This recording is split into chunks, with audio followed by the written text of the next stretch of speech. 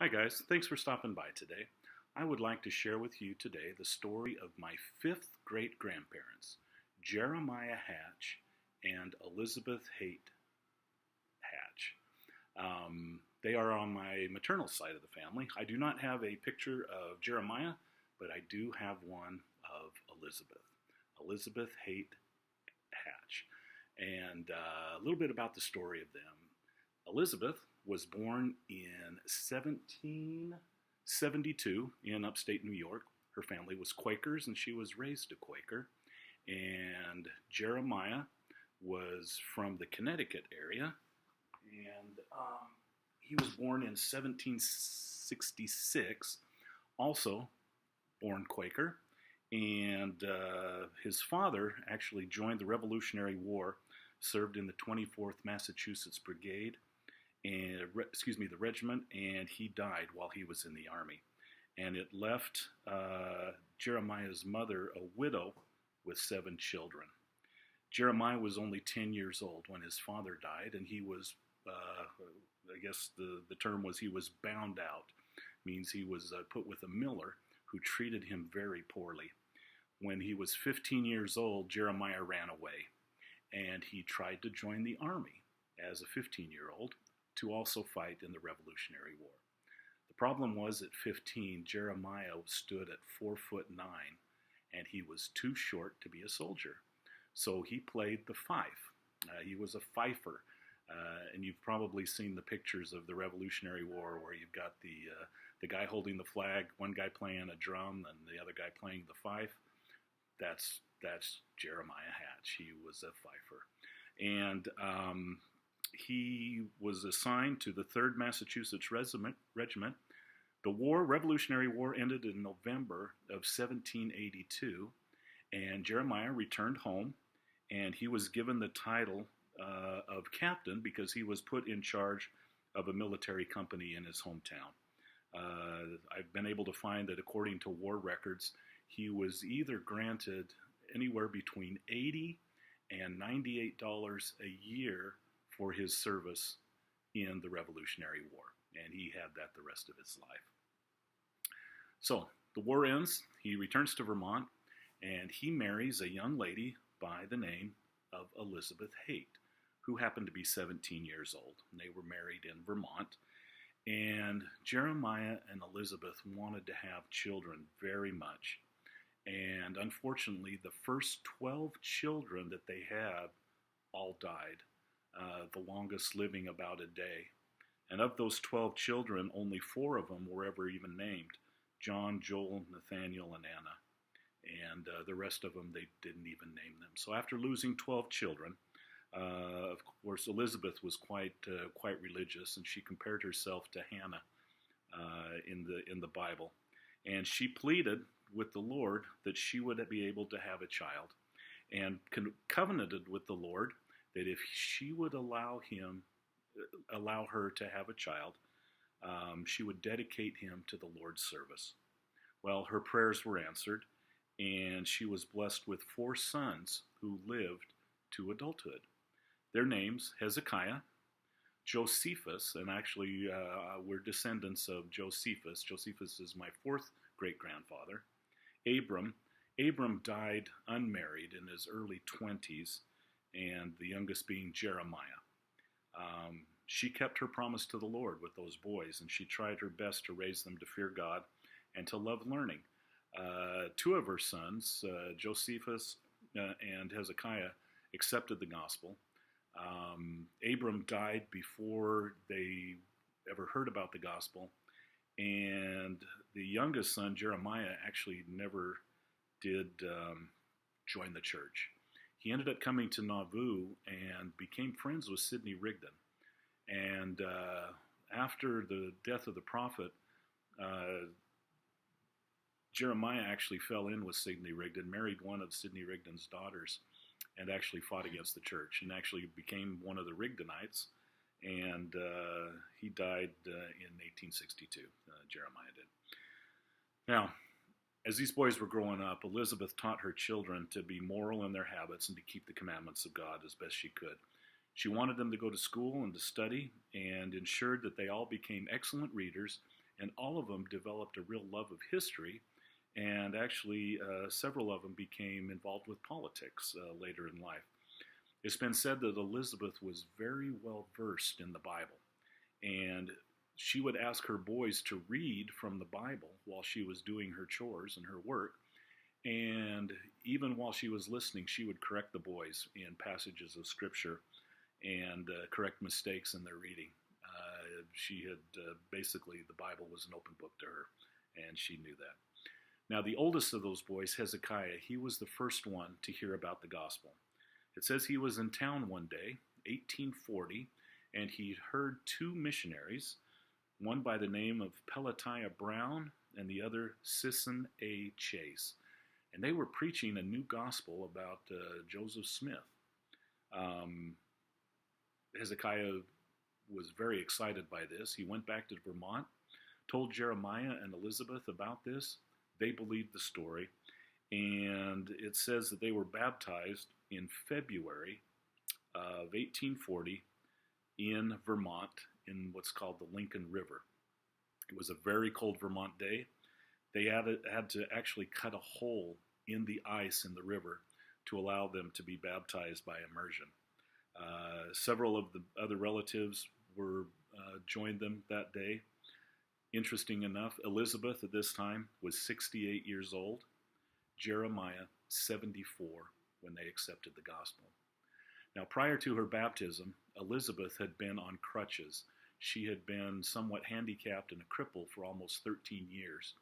But she knew that if she was faithful, that she could be healed through her baptism. And it says, one of their grandsons later wrote, "It was a glorious day of rejoicing when my family was baptized. When my grandmother Elizabeth was baptized, she was a cripple, had gone on crutches for 13 years. When she came up out of the waters of baptism, she was healed and never used her crutches again." That's a pretty amazing story right there.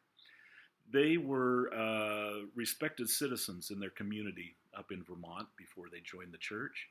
However, things changed, and their neighbors began to regard the Hatch family with some suspicion because they had joined up with this strange new religion. And so as the saints began making plans to travel to Nauvoo, Jeremiah and Elizabeth decided that they would take their family and they would join the saints in this new venture. They were very prosperous, and in 1842 they sold most of what they had and were able to buy very strong wagons, good teams of horses, all the necessary supplies, and they had enough money left to buy land and a house when they reached Nauvoo, hoping that they would still have money left over to give to the church and to help build the temple, which they did.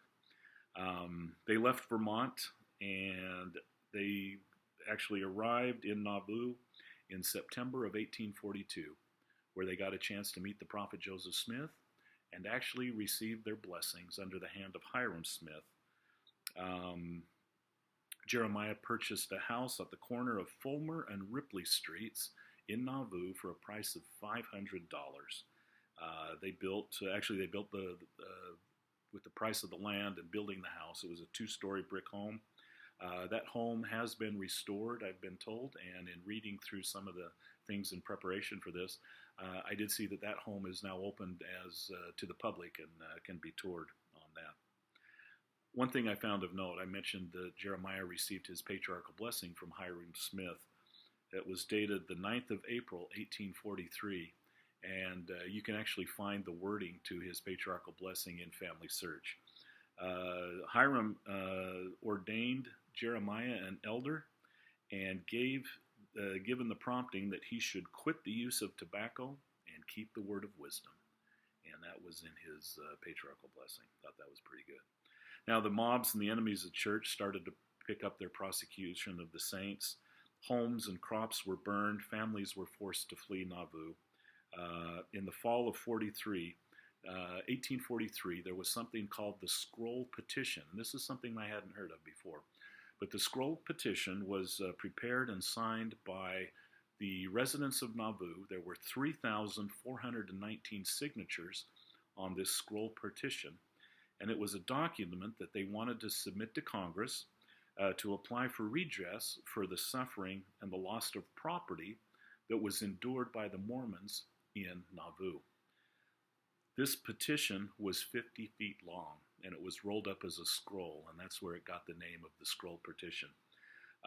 Elizabeth and Jeremiah both signed that, along with Josephus, my fourth great-grandfather. They all signed this scroll, and it was actually rejected by Congress, and the petition would not be allowed to be presented. So they were left with no recourse. Persecutions continued, as you know. Joseph and Hiram were killed. Brigham Young and other church authorities promised the Illinois officials that the church would leave Nauvoo in the spring of 1846. And so Elizabeth and Jeremiah began their preparations to leave Nauvoo, and along with others who were forced to leave their homes because of the mob.